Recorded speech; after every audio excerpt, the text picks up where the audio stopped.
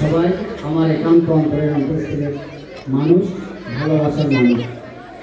যেহেতু ঘোষণাতে আমিও লিখেছি বলে উনিও লিখেছেন, সত্যি একটা কুকুরেরও প্রতি লক্ষ্য রাখেন পথের সাথে। পথের সাথী চলছে অতি 6টি বছর একটানা, সমাজ সেবায় মগ্ন সুদায় হার মানে না তিল আনা।